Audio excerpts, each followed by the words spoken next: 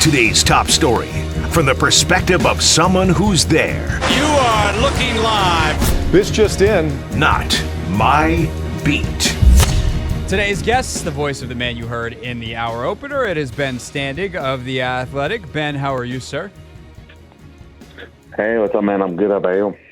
Doing well. Nice to see this team get back to 500. Obviously, a very anxious week with the Giants on deck, that's a house of horrors up there in New York. We'll see if Daniel Jones plays. But when you look back over this Falcons game and kind of have a day to get separation from it, digest it, go back, read some notes, watch some tape, whatever it is that you've done to review it, how did you try to make sense of a game where they were thoroughly dominated, they being the Commanders, on the stat sheet, but ultimately, were never really felt like they weren't going to win it when you watched it live? Yeah, I mean, there's obviously the turnovers. Atlanta's 3 turnovers, were huge. I mean, that's why they had all the stats, but fewer points. Just, especially in the second half, they were giving the ball away. I guess on some level, it is just sort of the NFL. Other than like a couple, literally maybe a couple of teams at the top and at the bottom, everybody else is just somewhere in the middle. And when you have those kind of results, the dice are going to come up every different time you roll them. And this one was fortunate where they were the ones who made enough plays and got the breaks to pull it out. But, the defense played better. Obviously, the offense was largely okay, except for the sacks, and they kind of went silent after their last touchdown. So, yeah, they were probably owed some breaks after what happened in the Bears game and the Eagles game, and they got them. I was going to say, though, do you feel like this is stuff that the defense did? Like they used some different fronts, they used some pressures, they threw some different looks in Atlanta. Like, do you feel like the defense was the impetus for this, or did they just face an overloaded, overmatched Desmond Ridder who was being asked to do way too much by Arthur Smith and squandered opportunities? Yeah, obviously a lot's made of the 5-man defensive line, and there's something to that, but they only played 3 snaps more with that 5-man front than they did in the Bears game. It's just the Bears were hitting those passes deep down the field, and Atlanta was unable to kind of make those big plays. They were having to grind it out more, which is really, sort of the whole point of why teams play at times a bit more conservative, trying to keep plays at the front of them on defense, force the other team to drive, take many plays, and then hopefully the more plays equals some mistake. And in this case, Atlanta kept making them. But also the numbers were just a lot better. The 5-man front combined with the linebackers, just made a lot more plays. It kind of kept Atlanta bottled up. So combination of probably execution as much as anything else really kind of won this game for the defense in terms of their ability to make plays and force those turnovers. Ben Standig of The Athletic with us here on the Hoffman Show, of course, their Commanders beat reporter. One last defensive question that I know you've been working on some stuff on the offense, tweeting about Jahan Dotson's role, and you wrote about Sam Howell and the sack problem. But what do you think that Ron Rivera does and Jack Del Rio moving forward with Emmanuel Forbes after he doesn't play at all defensively against Atlanta? Well, it's interesting, right? This is it's the short-term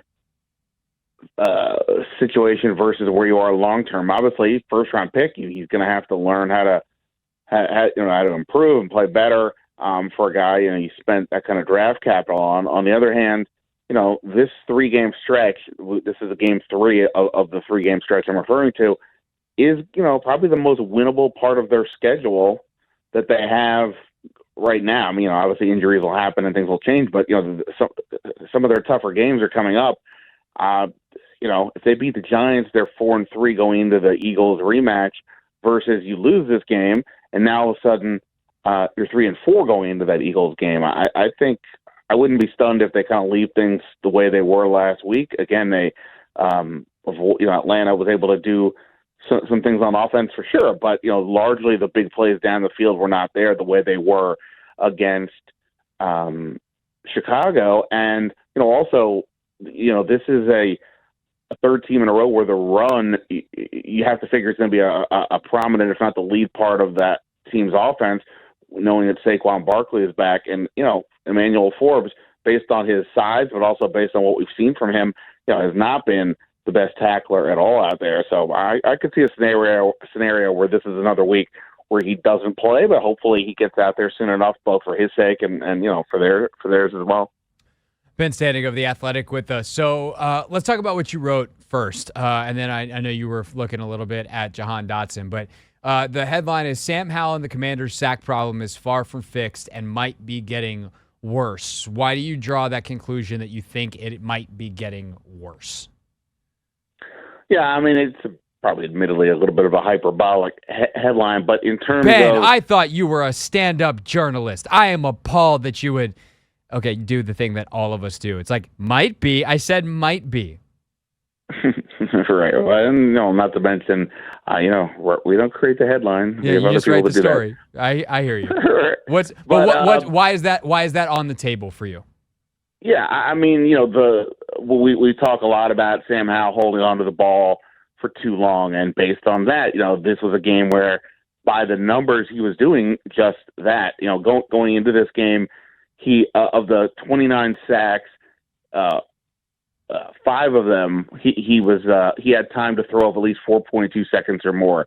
In this game, it was 3 times where he had at least 4.2 seconds or more to get rid of the ball. And it really did feel like this was more on him than it was the offensive line or some other factors. Again, with every given play, it's a different story. But I'm saying in general, based on on how the sacks broke down at the time, it did feel like it was more on him. So that's why the notion of getting worse. But in this game, and the other thing is the time that he had overall was more in line with the first 2 games of the year, Arizona and Denver, than the Eagles and the Bears game, where he seemed to be, based on the numbers, was making strides towards getting rid of the ball quicker. And just to be clear, it's not a sin to hold the ball in the pocket. Patrick Mahomes obviously is one of those guys that does. It's that, what do you do with it when you have to make a call? Are you running out of the pocket to make a play the way Mahomes can do? I mean, not that Howell can't do it, but he's just been sitting in the pocket more than not. So it's more about that, the timing of the time he had to throw and the inability to make plays to get rid of the ball was huge. And each drive he got sacked on led to no points. They pretty much punted soon after. So it is a problem that they've got to resolve. Even though he's been pretty good overall, I would say for sure. Yeah, no, it's a bizarre season to try to make sense of because he's been so good except for this one potentially very fatal flaw. And it seems like, to your point of getting out of the pocket and making plays, it seems like he can't find where the exits are. It's like he's very I don't want Sam on my team in an escape room because he doesn't seem to be able to get out of the Right. pocket. And then the other thing that I would ask, and this is a question where Eric would give you a 2-minute answer on Thursday and not actually say anything, which is becoming the Bieniemy special. But at what point do you stop going, hey, there are receivers open, and go, we need to call something else because clearly he doesn't see the open receivers or doesn't have confidence to make those throws with anticipation down the field, and try something different from a game plan standpoint, even if a different quarterback could execute the current thing well because it's theoretically working, if you catch what I'm saying. Yeah, I mean, I did think in the beginning of this game that Howe was getting rid of the ball a bit quicker, being a little more decisive, and I thought perhaps the play calling had something to do with that. It was a lot of, get the snap, turn, and fire, and that seemed to be, effective enough and a better way to go. But, yeah, I mean, obviously as the game progressed, it didn't keep up. Yeah, I mean, we know he can run. You can roll him out more or call more RPOs, whatever you need to do. But ultimately, I always view it as, even if we're talking about just quarterbacks that like to run but aren't necessarily taking a lot of sacks the way Howell is, at some point you have to make the 3rd and 8 throw from the pocket, right? I mean, that's ultimately in this league what you have to be able to do, and that's going to mean he's going to at some point have to address, how do I get rid of the ball in an effective way without taking that hit, and that's something he'll have to work on, kind of no matter what Bieniemy is calling out there. All right, last thing for Ben Standig on the way out here. It's the Hoffman Show. We're on the Team 980. Ben, of course, the Commanders beat reporter for The Athletic. You were tweeting a little bit about Jahan Dotson, what Ron Rivera said. We actually did our Take 5 episode, our quick edition of Take Command today on where we think some of the issues are with Dotson. But what's your theory of the case as to why the former first-round pick has been fairly quiet this season? Yeah, well, it's interesting because he played 12 games last year, 6 this year, so obviously it's half of what he did last year. And based on that, the receptions and targets actually kind of line up with exactly on pace for where he was a year ago. It's that the yards and the touchdowns are not close to where they were. Touchdowns to a degree can be a regression kind of a stat, especially when he had 7 on only 35 catches last year. But obviously he's just not getting the ball enough, perhaps in general, based on our expectations, and then simultaneously not having the opportunity, perhaps, to make those yak plays. I do think part of it is, Logan Thomas is getting more targets this year at tight end than was happening a year ago. The running backs seem to be more involved. Curtis Samuel has obviously been pretty effective for the most part, and this was a game where Terry McLaurin got a lot of targets, at season high 11. So you can't get everybody the ball at all times, and that was the point Rivera was trying to make. But it does.